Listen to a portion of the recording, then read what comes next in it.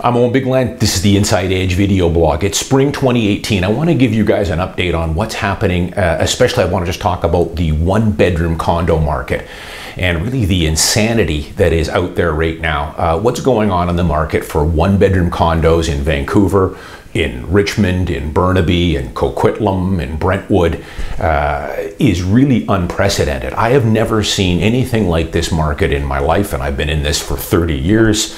My father's been in Vancouver real estate for 50 years, and he's never seen anything like this. This is a once-in-a-lifetime occurrence, especially what I'm talking about here is in the one-bedroom condo market and in certain price points. So if it's in Vancouver, it's one bedroom's priced, let's say, under $650. If it's in Richmond, it's one bedroom's priced under, let's call it $550. If it's in Burnaby, Brentwood, Metrotown, one bedroom units priced under $550. As I blogged many times before here, it is kind of magnet real estate that's going on right now. You've got 7, 8, 9, 10, 15 buyers for every quality one bedroom that's out there. And the reason being is it's just a flight to affordability. That's what people can afford. If it's in New Westminster, it's a one bedroom priced around $400,000. There are 10 buyers for every quality unit that comes up for sale. Now, I want people to make sure you understand a few things here. We are, and I've been blogging about this for a while, this is unprecedented, the role we've had here over the last 4 years, but especially the acceleration we have seen the last 2 or 2.5 years, where we're talking last year up 25%, the year before that up 20%. This is not normal, and I think there are some people that think that this is kind of the way a normal condo market works, and I'm here to tell you that it's not. We are definitely in the late innings here of a bull market. I don't know when this is going to end, maybe in 2018, maybe in 2019. Although, as I'm going to get to in a minute, I'm beginning to think, the detached market definitely has slowed dramatically. The luxury condo market, the stuff in the $2 and $3 and $4 million, is much more balanced. Even the condo product in the 1, 2, 1, 3, 1, 4 probably still favors sellers, but it's much more balanced. You're not getting into the crazy bidding wars. It's the one bedroom condos that is the circus right now. And I think eventually it's going to cool, although I'm wondering, this may be the new norm for a while. I think prices will eventually balance out, and instead of getting 10 offers, you might only get 2 or 3 offers. But I do think this one bedroom market is probably going to stay like this for some time to come, just not as fierce. But let me just give you a few things here and just show you the craziness that's kind of going on. Every Monday or Tuesday, that's kind of offer night here. Realtors list their units on a Monday or Tuesday and then look at offers the following Monday or Tuesday. So I'm writing offers. I'm either on the listing side receiving offers, or I'm representing a buyer and writing offers on Monday and Tuesday. And I've got buyers now that I'm representing where we've put in 3, 4, 5, 6 offers and have been shut out. We've been into fierce bidding wars. We're offering subject free. You just got to keep moving forward. But I'm seeing prices, and I blogged about this last month, don't buy just anything. I'm seeing prices that are just, pretty crazy. There's nothing to substantiate some of the prices I'm seeing, and I'm taking it that a lot of it, I don't know the buyer's motives in these situations. Maybe some of it is a fear of missing out. They're all involved in crazy circus-like bidding wars, which can cause people to do some pretty crazy things. I'm involved in these every Monday and Tuesday, where you're throwing in an offer subject free at 20 or 30,000 over asking, but then you're getting into a second and third, and in some cases, a 4th round of bidding, which starts to get crazy. In a lot of cases, I'm quite certain this is happening a lot because I see it on my end when I'm the listing realtor. Some buyers are outbidding themselves. In other words, they already have the best offer. The realtor is going back and saying it's between you and another party or 2 other parties. Do you want to revise your offer? Some of the other buyers, unbeknownst to the other buyer, is they're standing pat. They're saying, we're done, that's our best and final. Other bidders that are already top price are submitting a new revised offer, so they're essentially outbidding themselves. But there was a unit here in a building on Smythe Street. Decent building, nothing fancy, 13 years old, very basic. Listed for it's a 1-bedroom, 600 square feet, 13-year-old building. As I said, very basic finishings here. White appliances, laminate countertops, very, very basic. These units sold new for around $300,000 13 years ago. This unit was listed at $699 last week. Sold obviously in multiple offers. I don't know how many offers they got, probably 15 or something. Listed for $699, sold for $790. 600 square feet, 13 years old.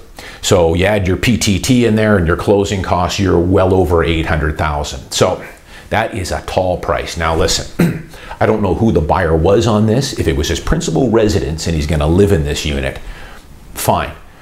But boy, at that price, I see better value out there, and I've seen better units out there that you could buy for less than that. But hey, he got caught up in a bidding war, obviously wanted this unit very, very badly to offer $800,000 for it. Now, if he's going to buy this as a principal residence, boy, he better have a long-term horizon here. I always say 8 to 10. With this guy, he better be living in this for 10.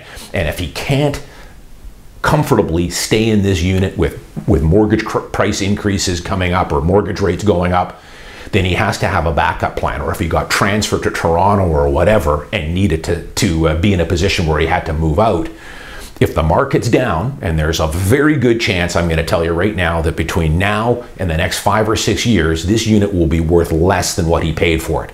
I've blogged about this many times. Some people just think you buy a unit and it goes up forever. Half of all the units I bought over the last 30 years at one point or another were worth less than what I paid for them. So it's natural. But he better have a long-term window here or a backup plan, where if he got transferred to Toronto or whatever 3 years from now and that unit's now worth 700, so it's worth 90 grand less than what he paid, he better be able to hold it, rent it for the next year or 2 or 3 years until the market recovers, which it will, and then sell. Because rule number 1 that any good money manager like Warren Buffett will tell you, that is, you never want to put yourself in a position where you are forced to sell in a down market or in a buyer's market. You only want to be selling in a balanced or seller's market. And I'm fairly certain it's going to be interesting over the next few years. They're not my clients, but I think there's definitely some people here that have they've set themselves up here for failure. We're going to get some more mortgage rate increases here. Government's got probably more taxes coming down up their sleeve, who knows. But eventually a market will naturally cool. It just gets to a point where there's a glass ceiling there and it just exhausts itself. And I don't know if that's going to happen this year or next year. But on Wall Street, they're called weak hands. They're people that get into the market, they overextend themselves. Their perceptions of what the market and the capabilities of what the market's going to do are blurred. They think that this is normal, that a market goes up 20 or 25% indefinitely, and it doesn't. And they're not prepared for when the market does take a turn, which eventually it's going to do here. Eventually this market's going to cool. Prices come down 50,000. We get a couple of interest rate hikes, so this guy's mortgage payment now is $200 or $300 more a month.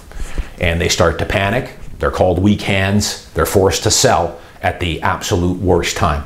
Now they're forced to sell when the market's in the favor of the buyer.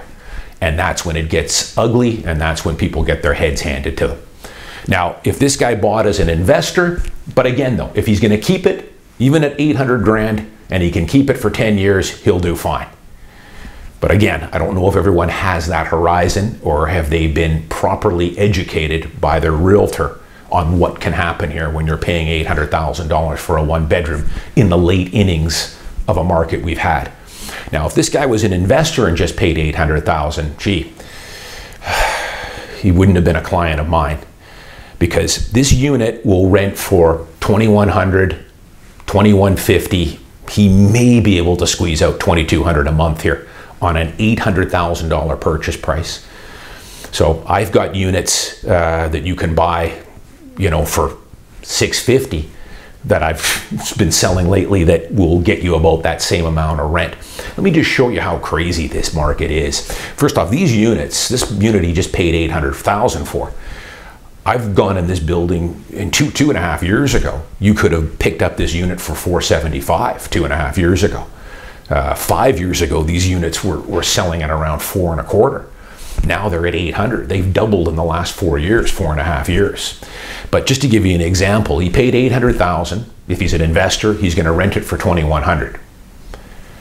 2.5 years ago, I did some blogs on the last investment properties I bought. It's been a while since I bought one. 2.5 years ago, I was buying pre-sale units in Olympic Village, brand new, not 13 years old, brand new, for $368,000. Now they're a little smaller than this. They're 505 square feet, no parking.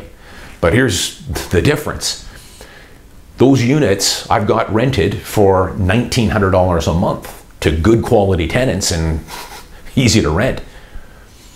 Paid $368. He's only going to get a couple $100 more rent on this 13-year-old unit, but he's not paying $368. He's paying $800,000. That's not the greatest cap rate. Cap rate's almost non-existent there. So you've got to be careful here. You know, I think there is some fear of missing out. Again, I've always extolled the virtues of just buying and holding real estate. And this guy who bought this unit, again, if he's got that 10-year, 15-year, or maybe he's going to put a tenant in here and keep it for 20 years, he's going to do fine then. But this is a warning for, I know that there's people out there that think these market increases are normal, because I get people calling me, asking me about things like pre-sales. And Owen, if I bought this unit today, what could I flip it or assign it for in 2 or 3 years? You know, there's a very good chance if you buy a pre-sale today, let's say out in New Westminster, 3 years from now when that completes, there's a very good chance it's going to be worth $50,000 or $75,000 less than what you paid for it. You better get used to that. You also better be able to complete on that pre-sale. Don't be relying on flipping it. You better be in a position where you can close on that, especially if the market is down, because all you're doing then is just locking in a $100,000 loss, which is crazy. You better have a plan B there. So be careful. The bidding wars now on these one bedrooms are crazy. I mean, I was involved in one last Monday. They're all kind of the same. You call half an hour before offers are due. How many offers do you have in hand? 3. Well, that's not too bad. By the time you're getting ready to submit the offer, right at 5 o'clock, all of a sudden now it's swelled to 7 or 8. And you submit your offer, and half an hour later, he texts you back, the listing realtor, and says, we've got 17 offers, final. They all come flooding in the last minute. So you need to be careful out there. We are getting into the late innings. If you're buying in this market, especially the one-bedroom market, you better have a long-term holding period. You better have the ability to hold that property for a long period of time. Have a plan B if you get transferred or need to move out of the city, that if that happens and the market is down, you can hold the unit, rent it out, and still buy a place where you're moving to or rent a place. Because if you don't, you're going to end up getting your head handed to you in this market, I guarantee it. So be careful out there. I'm Owen Bigland. As always, I'll see you next week.